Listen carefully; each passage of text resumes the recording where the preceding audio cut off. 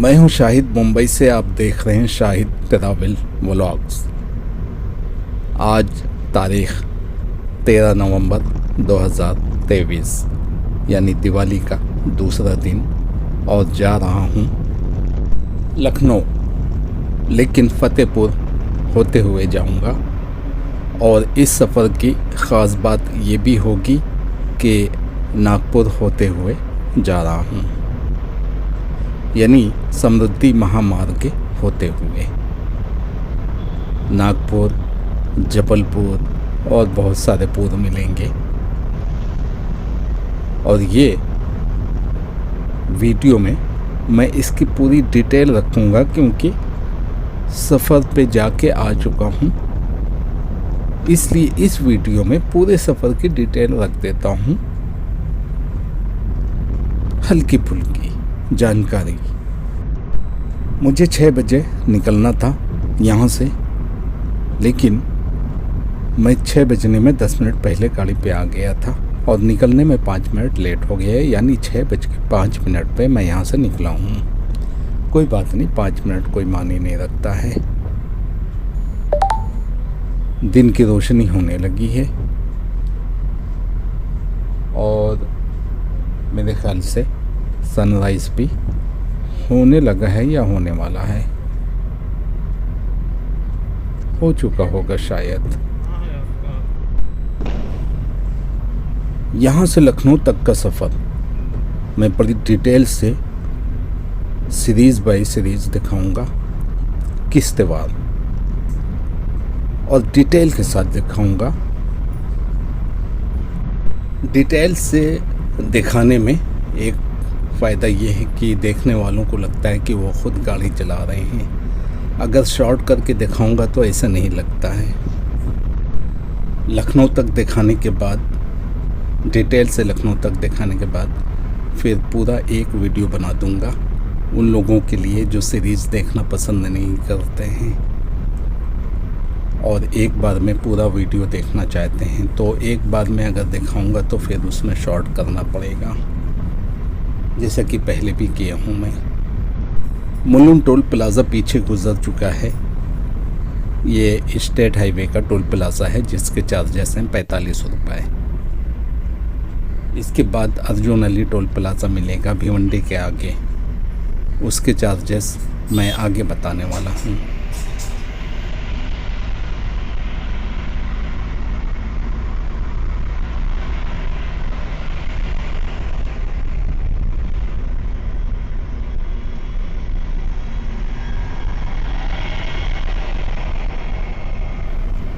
थाने पहुंच चुका हूं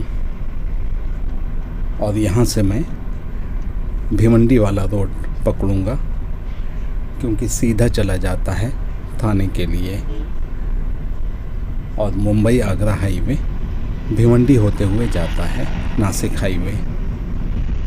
दिवाली का दूसरा दिन है और सुबह का टाइम है, इसलिए रोड खाली पड़ी हुई है, लेकिन इतनी भी खाली नहीं है। लेकिन आम दिनों में यहाँ पे बहुत ज़्यादा गाड़ियाँ होती हैं।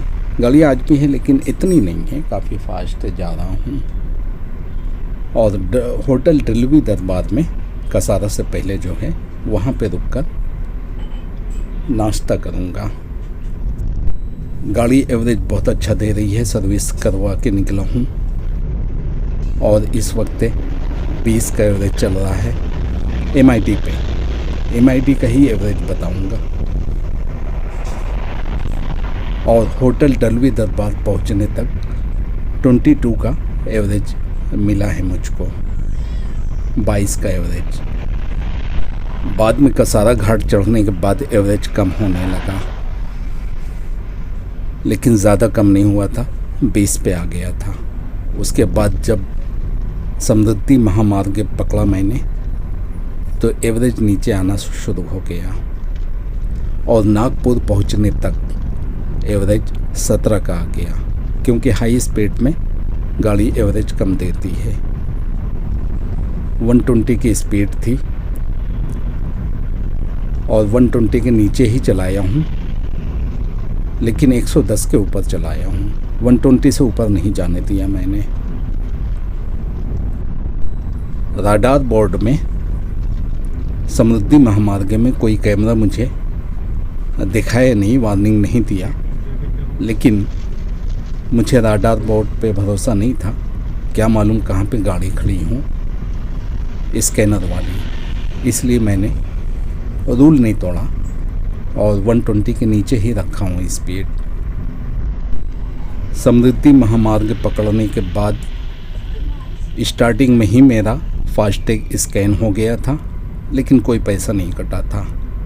और नागपुर में जब समृद्धि महामार्ग से मैंने एग्ज़िट किया उस वक्त 1040 रुपये कटा मेरा।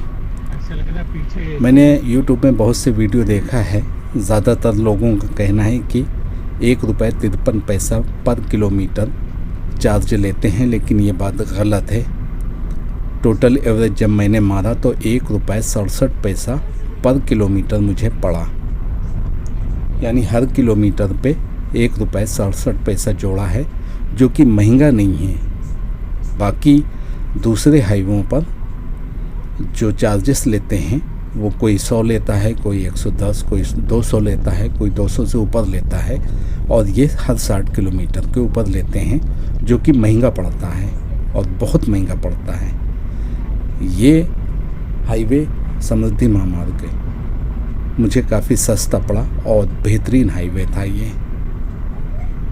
जिसको मैं अगली वीडियो में दिखाने वाला हूँ और डिटेल से दिखाऊंगा। समृद्धि महामार्ग छोड़ने के बाद मुझे नागपुर से जबलपुर तक बेहतरीन हाईवे मिला, ज़बरदस्त हाईवे, कोई खड्डा नहीं, सारी नई रोड और स्मूथ रोड, ज़बरदस्त, समृद्धि महामार्ग से भी बेहतर। और जब समृद्धि महामार्ग मैंने छोड़ा तो मेरा एवरेज बढ़ने लगा, यहाँ तक कि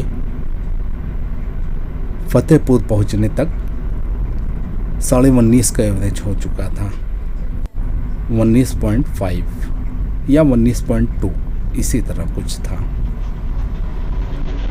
मैं इस वक्त अपनी कार से सफ़र कर रहा हूँ, जो कि टाटा टिगोर XZA है, यानी ऑटोमेटिक वाली गाड़ी। और यही गाड़ी 2018 से मैं चला रहा हूँ और ये मेरी पहली गाड़ी है। ये चीज़ मैं इसलिए बताता हूँ कि बहुत से लोगों को जो बाद में आए हैं उनको पता नहीं है, क्योंकि इससे पहले मैं कई बार गाड़ी बता चुका हूँ, लेकिन मुझे लगा कि हर वीडियो में मुझे अपनी गाड़ी की इंफॉर्मेशन देना चाहिए, ताकि जो लोगों के जहन में सवाल उठता है उसका जवाब इसी वीडियो में मिल जाए। टाटा टिगोर XZA, ए मतलब ऑटोमेटिक या AMT। जबलपुर से निकलने के बाद काफ़ी दूर तक रोड बहुत अच्छी थी, हाईवे बहुत अच्छा था। ये भिवंडी का वो एरिया है जहाँ पे ढाबा वगैरह हैं, शालीमार ढाबा है, स्वास्तिक ढाबा है, और भी बहुत सारे हैं। भिवंडी पहुँच चुके हैं ढाबा के पास।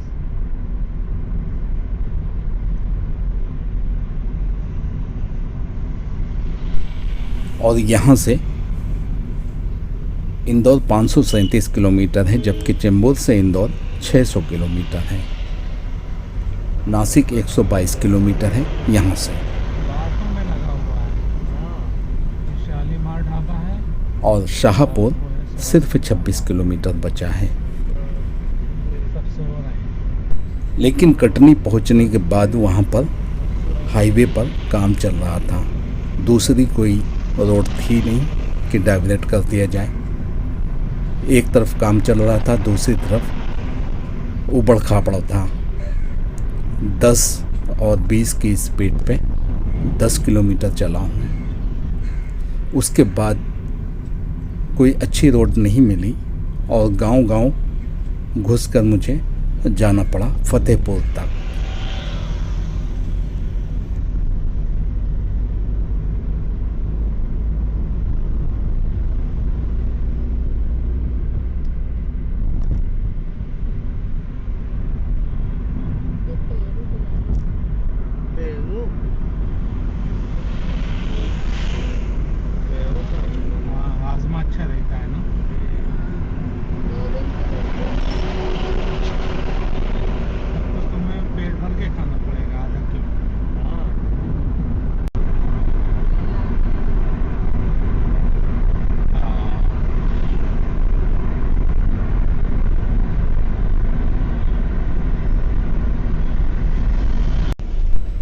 ये अर्जुन अली टोल प्लाज़ा है। इसके चार्जेस हैं 140 रुपये, लेकिन यहाँ पर मुझे 10 मिनट वेट करना पड़ा, जाम लगा हुआ था। टोल प्लाज़ा के स्कैनर काम नहीं कर रहे थे, बहुत स्लो है। वैसे कानून तो बहुत हैं कि अगर 3 मिनट से ज़्यादा लाइन लगे या 10 गाड़ी से ज़्यादा लाइन लगे या इस तरह की बहुत सारी बातें हैं तो फ्री गाड़ी निकलेगी, लेकिन ऐसा होता नहीं है। और कौन बहस करेगा वहाँ पे खड़े होकर, और कौन लड़ाई झगड़ा करेगा। हर टोल प्लाज़ा पे गुंडागर्दी होती है और उनके पास नॉर्मल हथियार होते हैं, हाकी, डंडा और पता नहीं क्या क्या। तो कोई भी आदमी लड़ाई झगड़ा करेगा नहीं जो सफ़र में है, वो इन चीज़ों से बचकर निकल जाएगा। ये सोच कर कि डकैती पड़ रही है, लूट गए। समृद्धि महामार्ग से होकर जाने में, मुंबई से समृद्धि महामार्ग और नागपुर होते हुए अगर कानपुर जाएं तो लंबा पड़ जाएगा, क्योंकि फतेहपुर होकर कानपुर जाना पड़ेगा। दूसरा कोई शॉर्टकट है नहीं। तो कानपुर अगर किसी को जाना है तो फिर वो इंदौर झांसी हाईवे पकड़े, वो बेहतरीन है। मगर मुझे फतेहपुर होते हुए लखनऊ जाना है, और लखनऊ अगर जाना है इस हाईवे से समृद्धि महामार्ग होते हुए, नागपुर होते हुए, तो भी फतेहपुर होते हुए जाना पड़ेगा।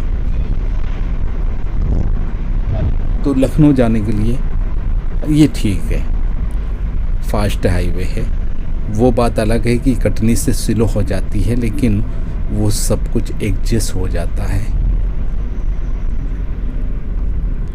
8-10 घंटे में मुंबई से नागपुर पहुंच सकते हैं, जो कि 50% है फतेहपुर या लखनऊ का आधा है। और फिर वहाँ से जो टाइम लगता है 14-16 घंटा, वो अलग है, वो स्लो होने की वजह से है। थाने क्रॉस करते ही भिवंडी के बाद या भिवंडी से हाईवे का काम सालों से चल रहा है, यानी 2018 से तो मैं देख रहा हूँ काम चालू है। पता नहीं कब तक चलेगा, लेकिन काफ़ी स्लो है। रोड बन रही है, हाईवे चौड़ा किया जा रहा है, और मुझे ऐसा लगता है, कहीं नज़र तो नहीं आया, लेकिन मुझे ऐसा लगता है कि ये इंदौर तक या महाराष्ट्र बॉर्डर तक मुझे अच्छी नहीं लगती है। मुझे इंदौर झांसी हाईवे जैसा बनाएंगे कि हर एग्जिट पॉइंट पर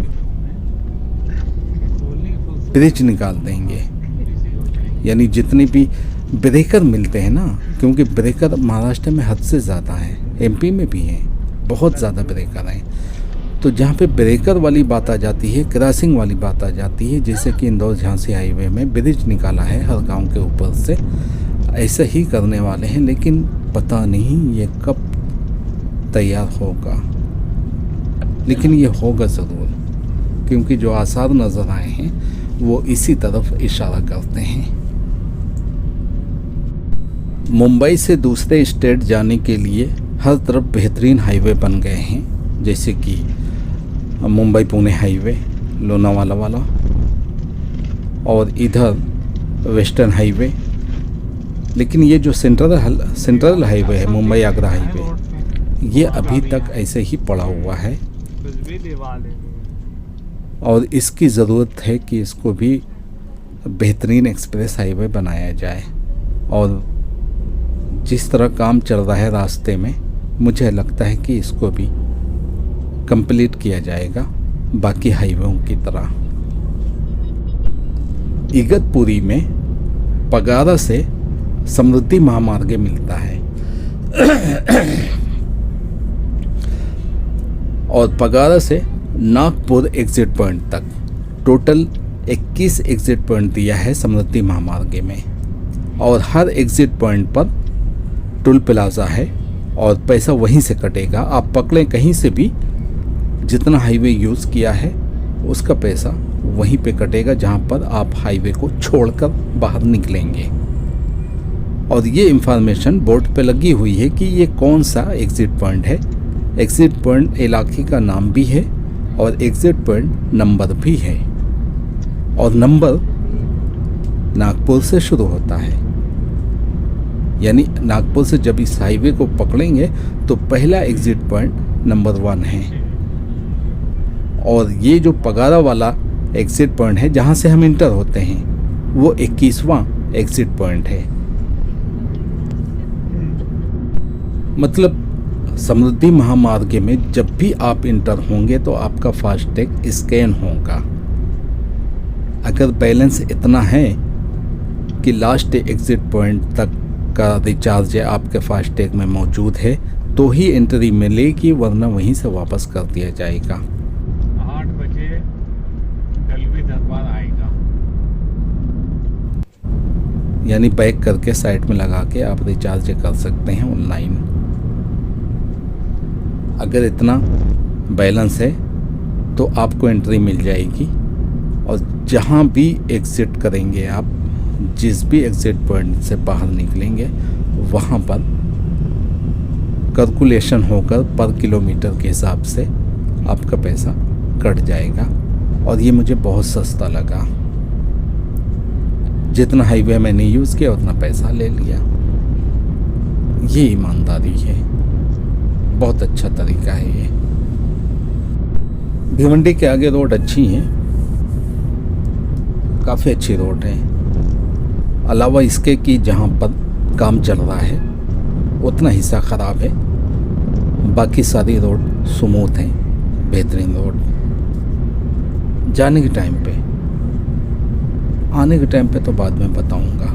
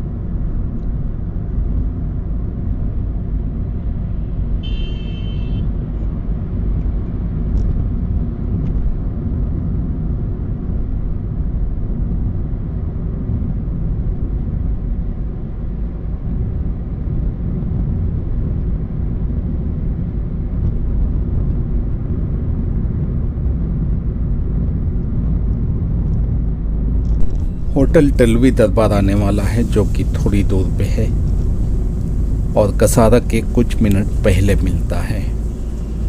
शिरोल, होटल टेलवी दरबार शिरोल में है।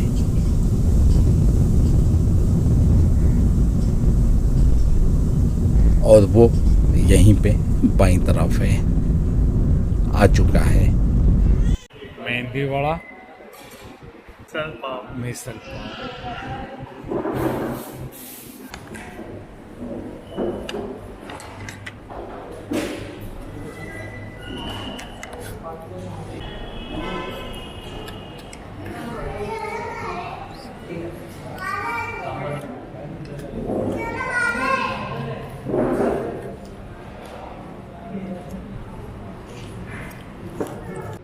ये शिरोल है, यहाँ से कसारा कुछ दूर पे है, 2-4 किलोमीटर होएगा और कसारा घाट 5-7 किलोमीटर होएगा। होटल टेलवी दरबार।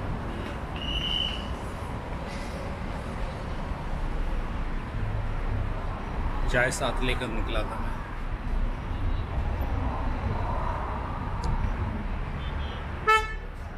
Very strong. नींद आ रही है, बिल्कुल नहीं सोया।